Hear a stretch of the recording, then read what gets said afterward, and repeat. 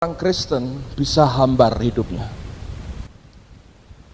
Jujur, kalau saya ditanya, saya terus terang merasa heran kalau ada orang Kristen bisa tawar hati, bisa hambar. Karena saya tidak pernah mengalami selama saya jadi orang Kristen, dari anak Tuhan, saya mengalami tawar hati. Oh ya, banyak masalah, banyak tantangan yang harus dihadapi, tapi tidak membuat saya menjadi tawar hati. Tidak, saudara. Tidak membuat cinta saya dengan Tuhan menjadi pudar, dan kemudian saya seperti mengabaikan Dia, dan hanya mementingkan, mengurus, dan memikirkan akan diri sendiri. Tetapi kenyataan yang terjadi adalah, kita melihat begitu banyak orang yang begitu mudah menjadi tawar hati. Nah, saya mau sampaikan akan apa yang Tuhan taruh dalam hati saya ini kepada saudara. Dan saya berdoa ini bisa menolong saudara untuk mengerti bagaimana menanggulangi itu semua dalam kehidupanmu. Setiap orang Kristen yang lahir baru, kata Yesus dalam Yohanes pasal yang ketiga, Dia berkata kalau orang itu mengalami lahir baru, yang pertama orang itu akan bisa melihat akan kerajaan surga. Dalam terjemahan lain dikatakan mereka mampu memandang akan God's realm, suatu alam, suatu atmosfer daripada Allah sendiri, yaitu sesuatu yang spiritual, yang rohani, sesuatu yang punya makna yang sangat tinggi, yang ilahi sekali, yaitu kita mampu melihat akan kerajaan surga. Lalu kemudian dia berkata, kalau kita dilahirkan dari air dan dari roh, kita akan masuk ke dalam kerajaan surga. Itu suatu alam yang tidak bisa dilihat hanya dengan cara pandang jasmani kita. Nah, dengan demikian sebetulnya setiap orang Kristen yang lahir baru, kalau orang itu setiap saat dia memandang akan kerajaannya, tidak mungkin ada tawar hati dan tidak mungkin hambar hidupnya. Saya beri Anda gambaran begini. Kalau hari ini saudara ini bisa melihat akan kenyataan dengan mata jasmanimu, adanya malaikat, adanya Tuhan, adanya kerajaannya, saya percaya semua kita akan tetap ikut Tuhan dengan setia dan makin bergairah. Coba kalau misalnya realitanya berkata setiap kali engkau berjalan, engkau bisa memandang dengan mata jasmanimu, ada dua orang malaikat di sebelahmu sedang berjalan seperti itu. Betapa luar biasanya perasaan keyakinan kita akan keselamatan kita. Kenapa? Karena malaikatnya ada di sekitar kita. Nah, tetapi karena kita tidak mampu melihatnya dengan mata jasmani, Tuhan berkata, engkau bisa memandangnya, alam surgawi itu, pada waktu engkau mengalami yang namanya kelahiran baru. Saya mengalami ketika saya pertama kali bertobat, dan saya berikan hidup saya kepada Tuhan. Saya pulang dari kebaktian, dan saya melihat bumi ini jadi tambah baik, saudara. Semua yang saya lihat serba indah, serba menyenangkan, serba luar biasa. Sepertinya hijaunya daun, indahnya bunga, kota ini jadi lebih indah dan lebih luar biasa. Itu merupakan sesuatu yang baru yang Allah kerjakan dalam roh saya. Nah, pada waktu kita lahir baru, maka kita sebetulnya membuka diri untuk roh Allah tinggal dalam kehidupan kita. Dan ingat, roh Allah yang bersama dengan kita, itu adalah pribadi yang punya perasaan, yang punya kehendak, dan yang punya selera. Nah, roh yang berpribadi inilah yang seringkali kita abaikan dalam kehidupan kita. Kita tidak pernah mau mencoba memahami akan perasaannya, dan kehendaknya, dan seleranya. Kita hidup menurut kemauan kita sendiri, padahal dialah sumber kobaran api cinta kita kepada Tuhan. Nah, pada waktu kita mengabaikan Dia, kita ignore, kita menyampingkan Dia, tidak lagi peduli dengan perasaannya, maka Alkitab mengajar perlahan-lahan tapi pasti roh Allah seperti tersingkir dalam kehidupan kita. Ingat, Dia punya perasaan. pada waktu dia mulai tersingkir, dia roh yang gentle, dia roh yang lembut sekali, dia roh yang tahu diri. Ketika engkau menyingkirkan dia dari hidupmu, maka dia akan berkata, baiklah, aku akan undur daripadamu. Memang benar, dia tidak meninggalkan kita sama sekali, tapi sama sekali tidak berfungsi dalam kehidupan kita. Oleh karena apa? Oleh karena kita memang menyudutkan dia dan menyampingkan dia. Nah, itulah bahayanya pada waktu pikiranmu, perasaanmu tidak lagi peduli dengan perasaan dan pikiran Tuhanmu. Sebetulnya implisitnya apa? Engkau menyudutkan dia di sudut dari bagian hidupmu dan engkau berkata, diam di situ, jangan bergerak. Aku mau kerja, aku mau berpikir, aku mau melakukan perasaanku sesuai dengan apa yang aku sendiri mau, dan jangan peduli lagi dengan hidupku. Nah, kalau engkau tanpa sadar berbuat seperti itu, maka kobaran apinya akan mulai pudar dalam hidupmu. Lalu ciri yang berikutnya akan muncul apa? Saudara akan jadi orang yang kepahitan. Engkau akan kecewa dengan begitu banyak orang, engkau tidak pernah bisa bersyukur, dan engkau akan dibuat kecewa dengan semua keadaan. Setiap kali roh Allah undur dari hidup seseorang, orang itu pasti adalah orang yang penuh dengan kepahitan dan kekecewaan dalam hidupnya. Sebaliknya, kalau roh itu membakar kehidupan kita, maka roh yang membakar itu akan menghanguskan semua sampah-sampah yang masuk dalam hidup kita. Makin besar api dalam roh kita, akan makin cepat musnah semua sampah yang masuk. Tapi makin kecil apinya, api itu akan padam oleh karena sampah-sampah yang masuk. Dan jangan lupa, setiap hari kita berhubungan dengan begitu banyak sampah yang dicoba iblis dimasukkan dalam hidup kita. Entah melihat kenyataan yang negatif, entah karena fitnah, entah karena caci maki, entah karena perkataan orang, semua sampah itu dengan cepat mencoba untuk terus masuk dalam kehidupan kita. Kalau apimu padam, roh Allah mulai undur daripadamu, semua sampah itu akan memahitkan kehidupan saudara. Pada waktu hatimu pahit, engkau mulai kecewa, engkau mulai frustrasi, lalu makin lama makin pudar dan hambar hidupmu. Ketika hidupmu hambar dan engkau biarkan terus seperti itu, maka step berikutnya engkau akan mulai berpaling kepada dunia, dan akhirnya engkau akan jatuh dan keselamatanmu akan hilang daripadamu. Engkau akan menyalibkan dia untuk yang kedua kali, saudara. Saya mau sampaikan, ini masalah yang sangat serius sekali.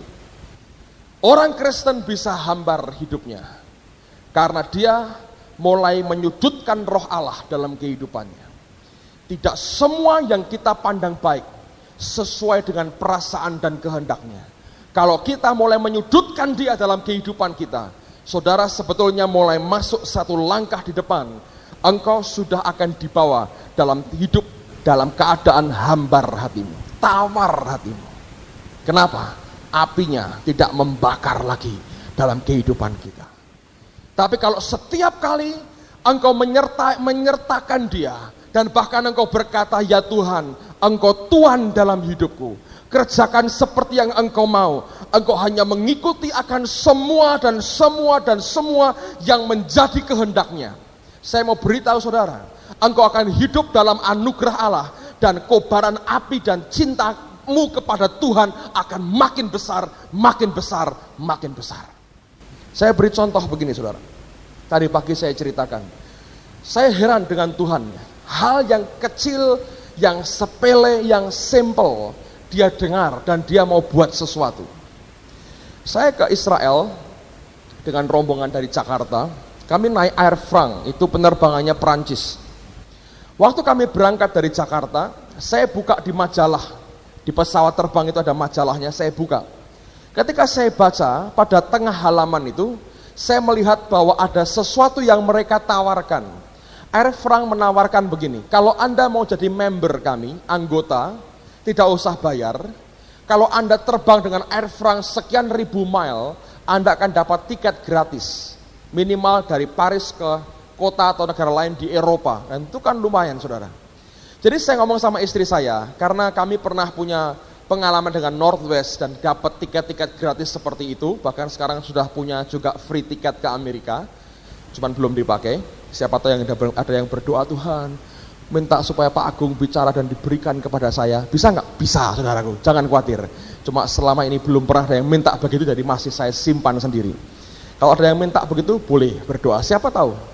Tapi biasanya Tuhan berkata, senang gratisan, itu contoh lah. Jadi saya pernah punya pengalaman begitu. Saya ngomong sama istri saya, kita kumpulkan air franc. Jadi saya daftar di data, saya lihat syaratnya apa, ngisi formulir, lalu boarding pass itu tiket masuknya itu, tiket tempat duduknya itu disertakan, terus kirimkan ke Paris. Nanti akan diberi data yang lebih lengkap. Jadi saya ngomong sama istri saya, ini boarding pass ini, tiket ini kumpulkan jangan sampai hilang. Kalau hilang satu repot, kita rugi sekian ribu mile. Dan untuk nebus mesti naik air franc lagi mahal bayarnya.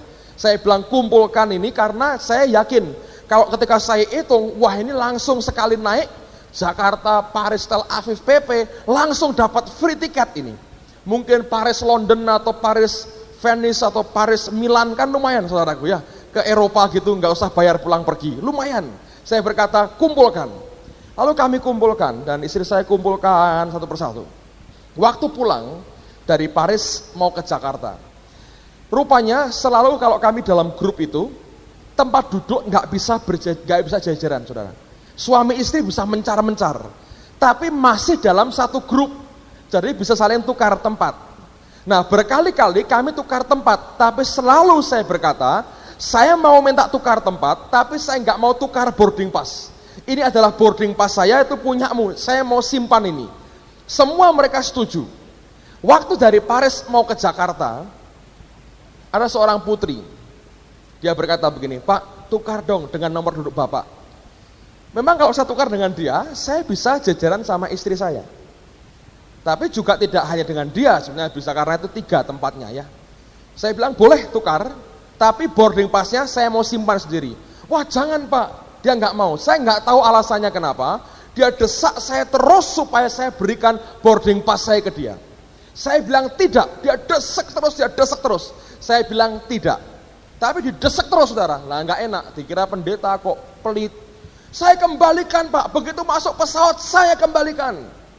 Lalu akhirnya saya bilang, oke, kembalikan lo ya, saya jelaskan dulu, kenapa saya nggak boleh kamu pegang ini, saya jelaskan, saya mau ikut ini. Ya Pak, saya kembalikan, oke, saya percaya, saya serahkan, dan dia berikan boarding pass baru kepada saya. Kami duduk sama-sama. Saya nggak tahu saudara, dia masuk ke pesawat, dia tukarkan lagi boarding pass ini sama orang bule. Nah si bule ini mau berhenti di Singapura, dia tukar, dia berikan boarding pass saya sama si bule ini. Ini orang yang mengkhianati kepercayaan, saudara, menurut saya. Saya sudah percaya, saya bilang tidak, desek terus saya kasih, ditukar ke orang lain. Saya nggak tahu tadinya. Lalu apa yang terjadi? Nah bule ini duduk di tempatnya dia, lalu kemudian ada orang Indonesia lagi, minta si bule ini pindah belakang lagi. Ngamuk bulenya, saudara. Ngamuk, dia bilang tidak, saya mau duduk di sini katanya. Oh sudah, kalau dia ngamuk begitu, orang Indonesia nggak ada yang berani. Bule ngamuk saudaraku, sudah. Nah akhirnya saya nggak tahu. Begitu mau sampai Singapura, istri saya ingat boarding passnya belum dikembalikan. Ditagih sama dia, didatangi, mana boarding passnya? Waduh sorry, saya tukarkan bule itu. Nah istri saya bilang, kamu mesti mintain. Ya, nanti saya mintakan sampai di Singapura. Dia nggak tahu ini bule sudah marah besar. Sampai Singapura berhenti pesawatnya, dia ke belakang, dia cari si bule tadi. Dan dia bilang, tolong tukar lagi boarding passnya. Saudara tahu bule ini ngomong apa? Sudah saya buang. Hah? Sudah saya buang. Ngamuk saudara. Nah lalu orang-orang Indonesia ngomong, iya gara-gara si ini minta tukar lagi, ngamuk. Nah ini perempuan yang minta boarding pass saya nggak enak hati. Ngomongnya gini, gimana Pak? Hilang katanya gitu. Enak aja saudara, hilang gitu. Nah, ya gimana sudah segini saudara? Saya bilang, saya untung nggak keluar nih saudara. Istri saya bilang, ya sudah sayang. Pada waktu itu, ini masalah sampel ya saudara, sepele. Cuman buat saya satu dari pertama sudah saya nggak mau kasih. Yang kedua ini orang kurang ajar menurut saya. Cuman buat saya pada waktu itu adalah pergumulan. Reaksi saya seperti apa? Saya biarkan nggak hidup saya kecewa? Dan saya bilang, Tuhan, apa yang harus aku buat? Dan saya hanya berpikir begini, aku tidak mau dirugikan oleh hal seperti ini. Kalau perlu tidak usahlah air frang lagi, sudah, nggak usah lagi urusan begini. Yang penting sejahtera dan berkatku tidak hilang. Tapi mangkal nggak? Mangkal, saudara. Tapi nggak saya terus-teruskan. Nah ini belajar. Anda sudah kena sekali begitu, jangan ditutuk-tutuk, no, jangan terus-terus. Tapi ini perempuan nggak enak hati, saudara, gelisah terus. Dia minta maaf, dia ngomong saya minta maaf, begini. Oh nggak apa-apa, saya maafkan, kata bulinya. Nah kalau gitu minta boarding passnya, sudah saya buang, dimaafkan tapi boarding passnya tidak mau dikasih, saudara. Akhirnya keluar dari pesawat sampai di Singapura karena mau dibersihkan, saya juga keluar. Saya ngomong sama istri saya, lihat-lihat toko lah, siapa tahu ada yang bagus, lihat-lihat toko. Jadi kami naik ban berjalan gitu ya, si bulenya masuk ke kamar mandi, ke WC. Masa saya mau nungguin dia di WC, mau ngapain lagi? Nah akhirnya kami naik ban berjalan itu di Singapura, di airport. Kami jalan pelan-pelan gitu sambil bilang, dalam hati ini saya berkata, ya Tuhan, kalau boleh minta mujizat-Mu lah, saya minta boarding pass saya kembali. Saya berkata begitu, kalau bisa minta mujizat. Tapi dalam pikiran saya, ya Tuhan, kok suruh ngurusi boarding pass itu ya piye toh ya. Tapi saya terus terang bilang, doa, kalau sudah begitu sembahyang, minta Tuhan kalau boleh. Soalnya gini, terus terang saudara, ini buka rahasia sedikit nih. Saya tuh heran ini, dalam setahun terakhir nih mungkin ya, saya minta apa saja mesti dikasih, saudara. Saya nggak mungkin cerita karena kadang-kadang hal yang kecil-kecil, yang sepele-sepele gitu ya, tapi kok dikasih. Jadi ketika saya ingat itu, aku dikei terus sok sama Tuhan, tak njaluk boarding pass gitu. Ini ya saya minta lagi satu, tapi off the record, saudara. Jadi nggak sampai di mimbar. Nanti kalau udah dapat baru saya cerita. Jadi saya bilang, Tuhan, sambil jalan ngalamun, Tuhan, kalau boleh saya ini minta boarding pass saya kembali. Kalau boleh loh, ya toh. Oh, Tuhan direpoti sama boarding pass tuh ya nggak enak hati tuh sebetulnya. Tapi saya bilang kalau boleh ya Tuhan, saya mau minta. Udah. Tapi pikiran saya bilang, mau iso dibuang. Sampai itu tempat duduknya dibongkar sama istri saya, dilihati lagi, nggak ada barangnya. Jadi saya pikir dikantongi ini orang. Tapi dia turun Singapura, masa saya ngikuti dia Singapura. Ya udah, jalan terus kan. Nggak sengaja saya noleh ke belakang. Di belakang saya bulenya ngerokok. Dia kan nggak tahu saya yang punya boarding pass. Saya mau datangi atau tidak? Tuhan bilang jangan, diam saja. Dia diam aja. Diam ya Tuhan, kalau hilang ya sudahlah. Tapi kalau boleh minta mujizat ini boarding pass, lumayan Tuhan. Ke London gratis dari Paris kan lumayan ini pulang pergi ini daripada bayar. Ya toh nggak keluar biaya apa-apa. Tapi kalau hilang ya sudah, ngumpulkan lagi. Nggak tahu kapan. Jadi saya tunggu. Tiba-tiba sambil ngerokok, dia ngerogoh sakunya gini, dia ambil kertas sepotong gini, dia lihat, saya bilang boarding pass gua itu. Saya bilang, saya ngomong sama istri saya, itu punya aku Tin, itu punya aku. Terus saya bilang, bentar, ngerti, orang ngerti kui bule, ngomong Jawa. Saya bilang, orang ngerti, saya bilang, ngomong Jawa, masa bisa ngomong Jawa dia, orang bakal ngerti, saya bilang. Jadi dia pegang itu boarding pass saya, dia baca nama saya, nggak tahu bisa baca atau tidak, dilempit-lempit, dilipat-lipat gini sampai kecil. Saya sudah, aduh dalam nama Yesus jangan disobek. Tapi dia lempit kecil sekali sampai segini. Terus dia pegang di tangannya gini sambil ngerokok. Terus saya berhenti, saya silahkan dia jalan dulu. Dia jalan, saudaraku. Pikirnya ini kok sopan gitu, jalan. Nggak taunya saya mau kuntit dari belakang. Jadi main detektifan, saudaraku. Demi sepotong boarding pass itu, saudara. Jadi dia jalan, saya di belakangnya, seperti detektif. Dalam hati ini, kalau dia keluar sampai imigrasi, habis. Karena saya nggak mau keluar. Tapi dia pegang terus. Saya lihat tangannya ini. Kalau tahu-tahu dibuang begini kan, tinggal saya ambil. Terus tapi dia noleh-noleh. Oh saya ngerti, ini cari tong sampah. Ini orang ini mesti mau dibuang tong sampah. Sebab di Singapura orang buang sembarangan $1.000 toh ongkosnya, dendanya. Jadi ini orang tidak mungkin buang sembarangan tong sampah. Tak liatin, depan ada tong sampah itu. Jadi saya tungguin, saya jalan, ngikuti dari belakang. Detektif, saudara. Dan betul, begitu sampai tempat tong sampah, Dia belok, dia buang. Saya bilang haleluya. Dia pergi, saya masuk, saya lihat lagi, tak lihat. Itu tong sampahnya bukan barang bukaan begitu, itu seperti silinder, seperti drum kecil begitu. Kerowoknya itu lubangnya di sampingnya. Jadi itu nggak lihat di dalamnya isinya apa, nggak kelihatan. Jadi tangan saya masukkan begini, tanpa saya lihat itu isinya apa. Untung nggak ada rokok menyala. Saudara, itu kalau ada rokok menyala repot. Dan ajaib sekali saya masukkan tangan saya, saudara. Ini punya mata kali ini ya. Saya masukkan, dapat barangnya. Saya ambil, saya buka, nama saya bilang, Tin, boarding pass saya. Dan istri saya ini seorang detektif juga yang hebat, saudara. Apa yang dia buat? Ketika saya mau ambil di tong sampah, dia berdiri jalan di belakang bulenya begini. Jadi kalau bulenya nolak, lihat dia, itu dia tutupin begini. Kerjasama yang menguntungkan, saudaraku. Punyalah istri seperti ini, saudaraku. Sip. Detektif. Aduh, luar biasa. Saya bilang, Tuhan, saya hanya gini loh. Lah ya, sembayang boarding pass kok ya dituruti. Nek sudah gitu tuh tergoda untuk berdoa yang lain, saudara.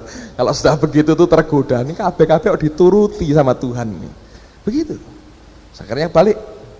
Sampai kami lihat toko-toko lagi, senang sekali dia simpan boarding passnya. Wah, mujizat kan, dapat boarding pass. Saya cerita kepada beberapa teman. Wah, luar biasa. Cerita aja. Buat saya bukan soal kertasnya, saudara, tapi bagaimana Tuhan bisa mengembalikan barang itu. Buat saya itu yang luar biasa. Lihat-lihat toko malah dibelikan orang, untuk anak saya dibelikan baju, belikan macam-macam. Lalu saya balik lagi ke tempat nunggu mau masuk ke pesawat lagi karena sudah hampir sejam. Teman putri tadi yang ngambil boarding pass saya masih ngomel terus sama temannya. Saya kan nggak enak sama Pak Petrus gini. Saya datang ketawa-ketawa. Kami bilang sudah ketemu. Loh kok bisa? Kami cerita. Sampai di Jakarta orang ini nggak bisa menang. Gelisah, mukanya muka perang terus. Dia jengkel sama temannya yang mau minta bule ini pindah. Dan saya berkata heran sekali. Persoalannya sudah selesai, tapi dia biarkan terus hidupnya dikuasai seperti itu.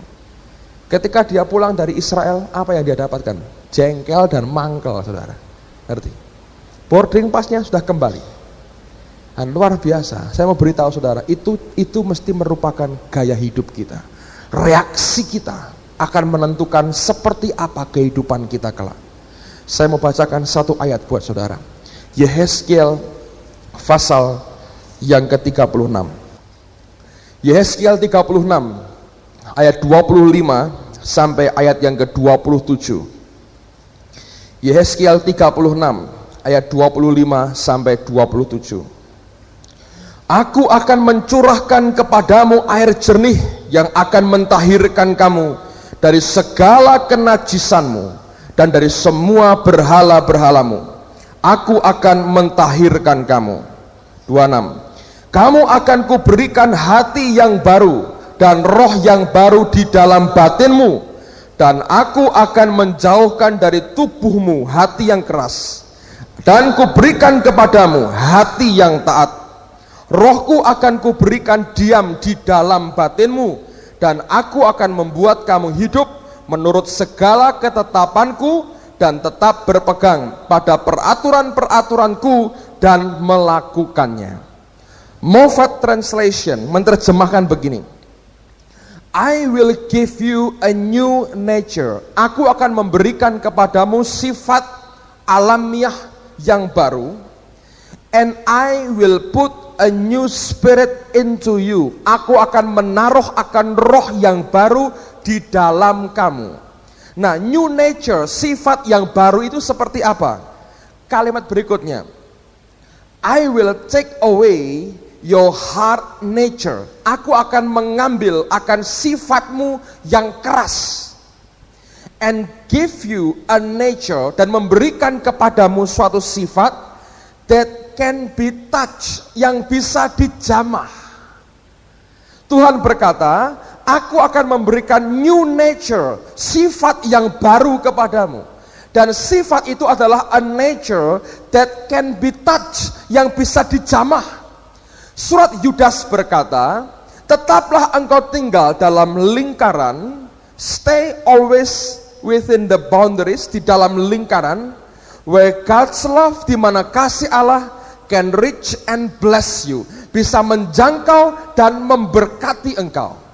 Allah berkata, aku akan memberikan new nature, sifat alamiah yang baru, yaitu sifat yang gampang dijamah oleh Tuhan, that can be touched, yang bisa dijamah oleh Tuhan. Bukan hard nature, bukan nature, karakter yang keras, tapi karakter yang bisa dijamah terus oleh Tuhan. Orang Kristen yang terus memberikan hidupnya bisa dijamah terus oleh Tuhan, dia akan terus memiliki nature, sifat dan karakter yang baru yang berasal dari Allah. Tapi kalau kita sudah nggak bisa dijamah Tuhan lagi, itu sudah membuat kita jauh daripada Dia. Bukan karena Dia menjauh, tapi kita yang menyingkirkan Dia dari kehidupan kita. Orang Kristen yang dekat dengan Allahnya, yang terus mengizinkan roh Allah tinggal dan mendekat dan menguasai hidupnya, roh Allah ini akan terus bisa touch, dijamah terus kehidupan kita. Setiap kali kita bisa bertobat, kita bisa merasakan jamahan Tuhan, itu blessing, itu berkat yang luar biasa. Tapi kalau kita makin jauh dari Dia, hati kita makin keras, kita makin jauh dari jangkauan jamahan Tuhan sendiri, saudara. Nah, oleh karenanya ini harus diperhatikan. Apakah hari ini kita punya a new nature, yaitu a nature that can be touched, yaitu suatu sifat alamiah yang bisa dijamah oleh Tuhanmu. Atau kita punya hard nature, suatu sifat karakter yang keras yang tidak bisa dijamah oleh Tuhan lagi. Setiap kali kita masih bisa dijamah oleh Tuhan, maka Allah masih bisa memperbaharui kehidupan kita. Tapi setiap kali Dia nggak bisa jamah kita lagi, itu berbahaya. Karena engkau akan punya a stony heart, hati yang berbatu-batu. Dan itu yang membuat benih yang ditaburkan dalam hidupmu dengan cepat mati oleh karena batu-batu itu. Engkau tidak bisa berakar cukup dalam, dan tiba-tiba engkau akan mati rohanimu. Saya mau katakan buat saudara, berdoa minta kepada Allah senantiasa. Beri ya Tuhan, hatiku ini tetap bisa dijamah, tetap bisa dijamah, tetap bisa dijamah oleh kasih-Mu, oleh kebaikan-Mu, tetap bisa ditemplak kalau perlu oleh karena hardikan-Mu. Supaya apa? Kita punya a new nature, sifat alamiah yang baru. Dan pada waktu itu engkau gak mungkin hambar, saudara. Tapi kalau kita mengizinkan nature lama kita menguasai kita, fatal akibatnya. Saya beri cerita konyol ya saudara ya. Saya ceritain cerita konyol. Satu kali saya ingin membuat Anda ngerti tentang old nature, hard nature, dan new nature, sifat yang lama, sifat yang baru. Ada kesebelasan sepak bola, saudara. Kesebelasan dari sebuah perguruan tinggi yang terkemuka sekali. Dan mereka punya maskot. Maskotnya seekor kera. Dan ini kera, kemanapun mereka mau bertanding, kera ini dibawa, saudara. Kenapa? Ini maskotnya. Kenapa kok mereka pakai maskot kera? Karena mereka memuja teori Darwin. Oh, kita ini dari kera. Ini maskot kita, nenek moyang kita. Dulunya kita seperti ini, nah ini podo, sak jenis katanya. Jadi mereka bawa kera karena mereka pikir, oh ini adalah leluhur saya. Dulu kita ya seperti ini. Itu old nature katanya. Ini new nature. Lalu kera ini dibawa masuk pertandingan. Dan rupanya betul dalam pertandingan itu mereka menang besar. Kesebelasan ini. Lalu mereka pulang naik bis. Wah, rame sekali. Dan keranya disanjung-sanjung karena ini maskotnya. Ini old nature kita. Nah, saudara sekalian, singkat cerita, tiba-tiba keesokan harinya orang gempar karena bis yang mereka tumpang ini masuk jurang dan semua penumpangnya mati kecuali satu, keranya masih hidup, saudara. Jadi semua penumpangnya mati, keranya masih hidup, maskotnya masih hidup. Nah, ini maskot ini kan sudah kumpul sama orang banyak. Waduh, ini ceritanya gimana kok bisa bisnya masuk jurang? Saksi mata hanya satu, kera. Semua sudah mati, nggak ada bukti apa-apa. Ini bagaimana bisa mati? Nggak tahu. Bagaimana bisa masuk jurang? Nggak tahu. Yang ngerti adalah kera, old nature.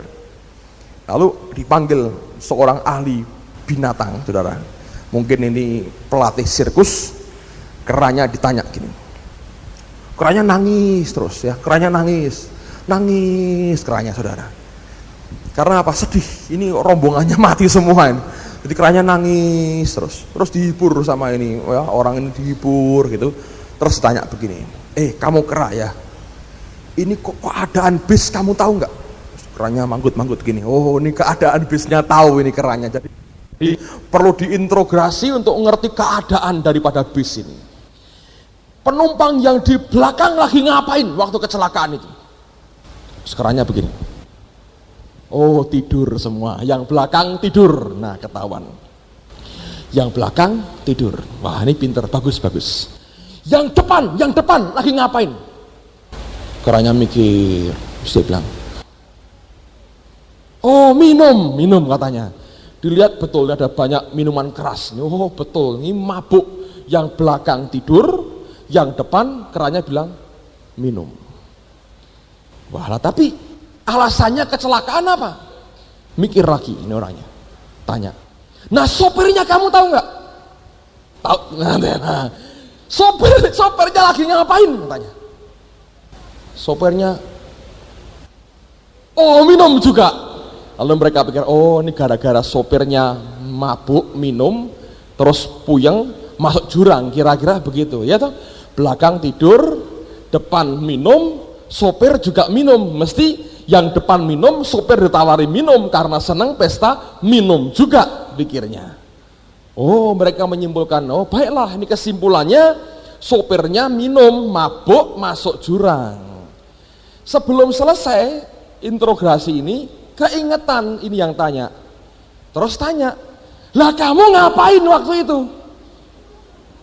Yang belakang tidur. Dia bilang, ya.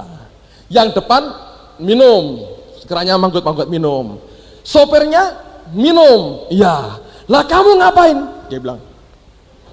Ada yang terlambat ketawanya, saudaraku. Jadi yang nyopir tuh ketek itu yang nyopir. Makanya masuk jurang, saudara. Old nature, kalau diberi kesempatan mimpin hidup kita, Anda kan begini-begini, saudara. Mati. Ngerti, saudara? Ini dongeng. Nggak ada yang benar, saudaraku, ya. Tapi saya mau beritahu, itulah old nature kita. Allah berkata, I will give you a new nature. A nature that can be touched. Yang masih bisa dijamah oleh Tuhan sendiri. Kalau hard nature kita yang menguasai, yaitu ketak jadi hard nature, saudara. Sopirnya minum, keranya, maskotnya yang nyopir, mana bisa nyandak rem, saudaraku, bablas masuk jurang. Saudara, saya mau beritahu, Allah mau berikan kepada kita new nature. Selalu berdoa, Tuhan, jangan jauhkan aku dari jamahanmu. Saudara, kita ini bersyukur dilawat Tuhan setiap kali. Begitu Anda hambar, langsung Tuhan ngerti. Coba dibiarkan 2-3 bulan tanpa dikoreksi Tuhan, hancur hidup kita. Saya bersyukur dengan Tuhan.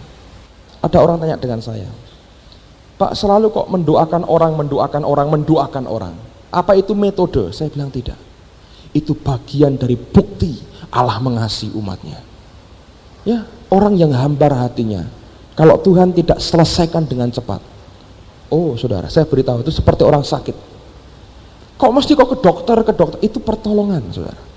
Itu bukan habit, itu pertolongan. Dan kalau kita bisa melihat itu sebagai anugerah Allah, hidup kita akan beda. Tetap berdoa, minta supaya kita jangan di luar jangkauan daripada kasih-Nya. Amen, saudaraku.